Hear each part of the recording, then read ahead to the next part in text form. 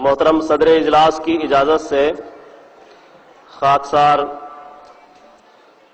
इस इलाके के हमारे मुकामी तौर पर शहर के भी और इस इलाके के और पंजाब के और मुख्तलिफ इलाकों से जो मुअज़्ज़ज़ हज़रात आए हुए हैं उन सब का शुक्रिया अदा करता है। और यहाँ हमारे साथ भी बैठे हुए हैं, ख़ास तौर पर हमारे कैप्टन बलबीर सिंह साहब बाट जो एमएलए हैं हल्का श्री हरगोबिंदपुर, इसी तरह जगदीश राज साहिनी साहब भी हमारे दरमियान तशरीफ फरमा है जो एक्स-एमएलए बटाला से आप ताल्लुक़ रखते हैं। अभी तिरुपति राजेंद्र सिंह बाजवा साहब भी आए हुए थे और उन्होंने अभी किसी काम से गए हुए हैं, कह रहे हैं जब हुजूर का प्रोग्राम आएगा तो मैं उस लेक्चर में शरीक हूँगा। शहर के बहुत से लोग यहाँ पर हैं, खोसला साहब, हकीम साहब वगैरह, और बहुत से ऐसे हैं जिनका लंबी फहरिस्त हो जाएगी। और इस वक्त मेंबर ऑफ पार्लियामेंट जो किसी तारुफ के मोहताज नहीं, उनका अपना मुकाम और अपनी ज़ात ही खुद सब लोग जानते हैं, हमारे दरमियान इस जलसे में शिरकत के लिए आए हुए हैं। मैं उन्हें दावत देता हूं, जनाब नवजोत सिंह सिद्धू साहब।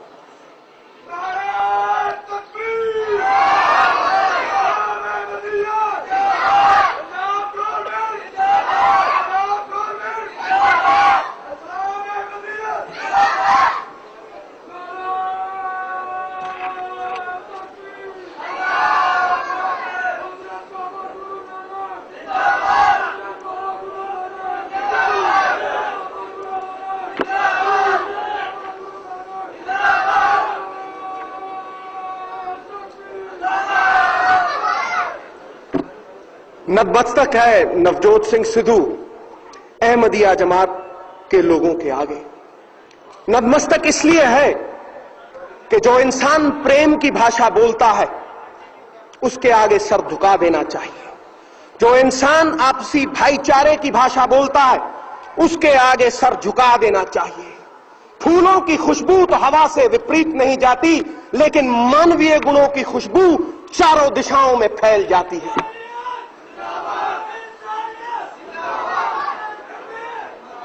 आज फैल गई है खुशबू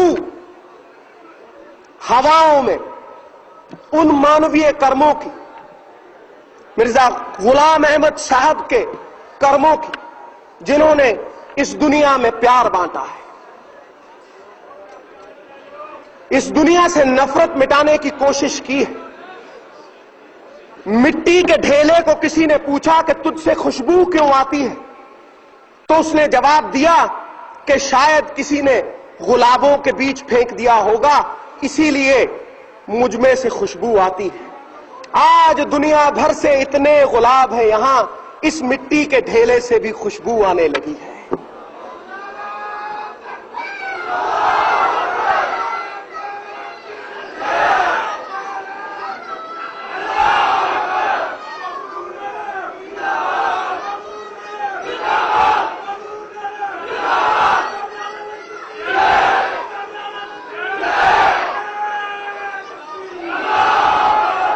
खुशगवार है नवजोत सिंह सिद्धू के इतना मान सम्मान मिला, ऐसे अहम लोगों में बैठने का मौका मिला। शुरू करूंगा बाबा नानक की एक गाथा से, एक कहानी से, जो धर्म का मतलब बड़े स्पष्ट शब्दों में समझा देती है।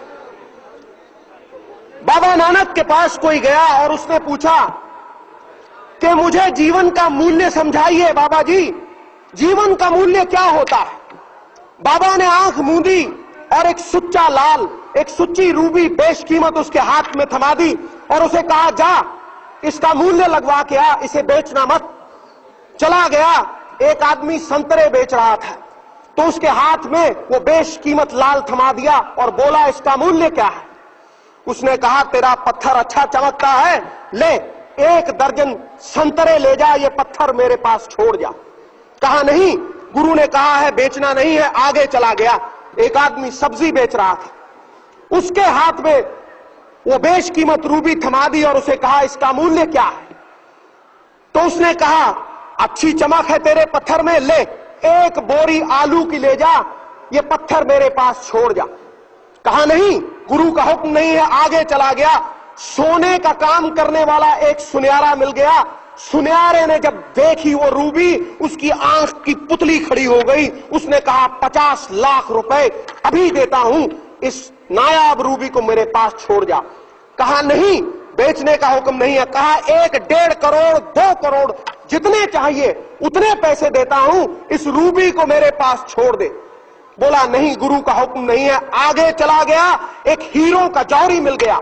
हीरों के जौहरी ने जब देखा सुच्चा लाल, उसने पहले एक कपड़ा बिछाया, परिक्रमा की, परिक्रमा करके माथा टेका, शीश निभा के पूछा कि कहां से लेके आया है ये बेशकीमत रूबी। बोला वाद विवाद का समय नहीं है, मुझे ये बता कि इसकी कीमत क्या लगाई है।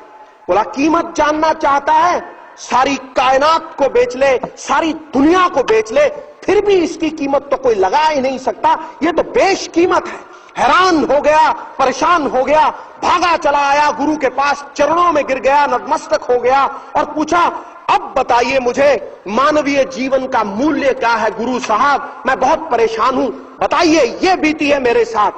कि मानवीय जीवन का मूल्य जानना चाहता है तो सुन, चाहे अपनी जिंदगी 1 दर्जन संतरों के भाव बेच ले, चाहे उसे 1 बोरी आलू के भाव बेच ले, चाहे उसे बेशकीमत बना ले, तेरी सोच पे निर्भर है, तेरी दृष्टि पे निर्भर है कि तू जीवन को देखता किस नजर से है।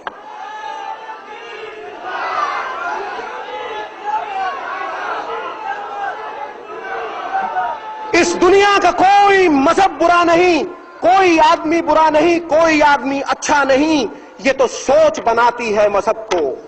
जिसकी सोच ऊंची वो शहंशाह, शाहों का शाह, और जिसकी सोच नीची वो भिखारी, उसके हाथ में ठूठा ठन ठन पाल मदन गोपाल, उसको कोई पूछेगा नहीं। इस दुनिया में कोई ऊंचे आसन पे बैठ के ऊंचा नहीं हो जाता। किसी महल मनारे की छत के ऊपर कोई कौवा बैठा हो तो कौवा गरुड़ नहीं बन जाता, बाज नहीं बन जाता। बाज अपनी उडारी से बाज है। कोई जन्म से भी आज तक ऊंचा नहीं हुआ। कमल का फूल कीचड़ में उगता है लेकिन अपने गुणों की वजह से परमात्मा के शीश के ऊपर चढ़ता है। कोई जन्म से भी ऊंचा नहीं हुआ। इसीलिए नहीं मानता नवजोत सिंह सिद्धू जात पात को, नहीं मानता ऐसी चीज को जो नफरत फैलाए। इंसान ऊंचा होता है अपनी सोच से, अपने उज्जवल विचारों से, अपने कर्म से। कर्म छोड़ते हैं बहुत गहरी छाप इंसान के जहन के ऊपर। वो छाप जो श्री गुरु गोविंद सिंह जी ने छोड़ी, वो छाप जो हजरत साहब ने छोड़ी, गुलाम अहमद साहब ने छोड़ी, वो छाप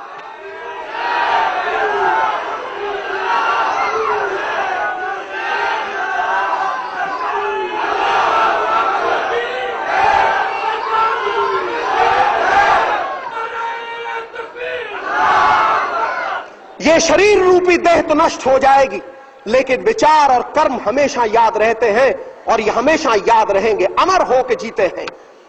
तो दोस्तों, धर्म की जो पहचान है वो प्रेम से है, आपसी भाईचारे से है। मुझे बताया गया है कि वक्त कम है, इसलिए आपका ज्यादा वक्त नहीं लूंगा और वही बताऊंगा जो हमारी सिखों की बाणी भी कहती है कि साच कहूं सुन लो सभी, जिन प्रेम कियो तिन ही प्रभ पायो। अव्वल अल्लाह नूर पाया कुदरत के सब बंदे, एक नूर से सब जग उपजा, कौन पले को मंदे। अगर वो नूर एक है, वो परमात्मा एक है, तो फिर क्यों है ये जात पात, क्यों है ये नफरत। और इस दुनिया में कोई मुकम्मल नहीं, सोने में सुगंध नहीं, गन्ने में फूल नहीं, चंदन में फल नहीं होता, राजा दीर्घजीवी नहीं होता, विद्वान के पास तन नहीं होता, किसी को मुकम्मल जहां नहीं मिलता, कहीं जमीन तो कहीं आसमान नहीं मिलता। इस दुनिया में मुकम्मल वो है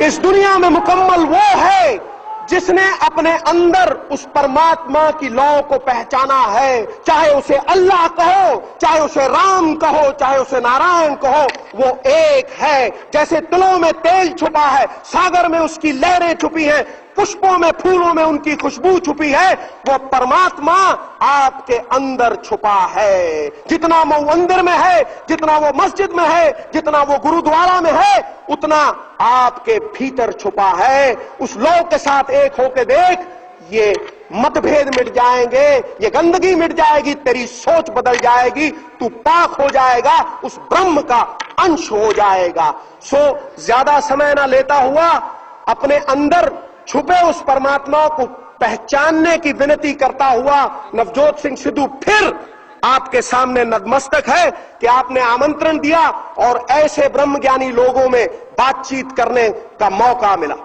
प्रणाम।